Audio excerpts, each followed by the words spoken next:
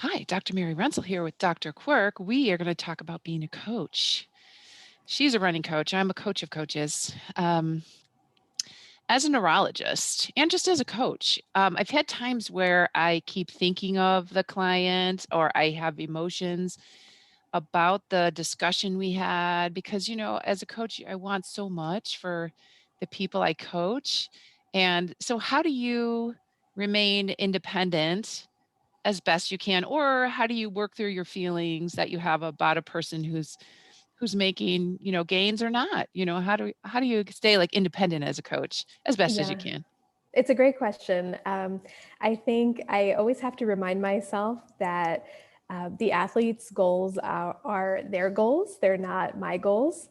I have to try to take myself out of it in a way.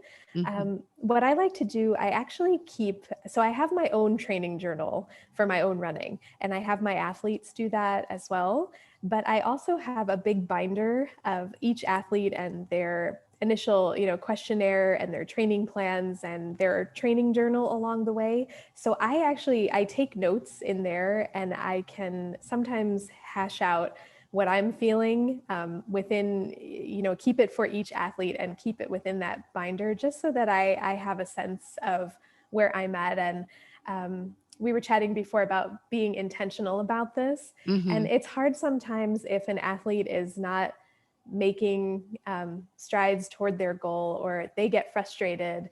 It's hard for me not to be frustrated on their behalf, or blame it on myself that Mhm. somehow we didn't do something right in training and that's why they're struggling. So it's sometimes hard to separate yourself out from that, but I think just writing really helps me. So Yeah. I keep a sort of a binder of Mhm. everyone That's so and smart. work it through there. Yeah. Yeah, that's really smart. Yeah, because I was coaching someone recently and I just kept thinking about it. I thought, like, what else can I do as a coach, to help her see some new perspectives? And I kept thinking about it, and then, after I thought about it a little bit, I thought of like a few words that she said that shows like she's ready to open that door. Like she's saying she wasn't ready to go forward, but she was saying some things, and giving examples of times when she was able to go forward. So the more I kind of thought about it, so there is some processing time, sometimes as a coach, like I need to kind of step away from her physically and kind of think about the words she used and the tones that she used and how she thought about something. Then I thought of, oh, that was the key right there. Like there was something she said with a certain emotion and we went back to, but we both had to take some time. Like we kind Yes. of gave it some weeks.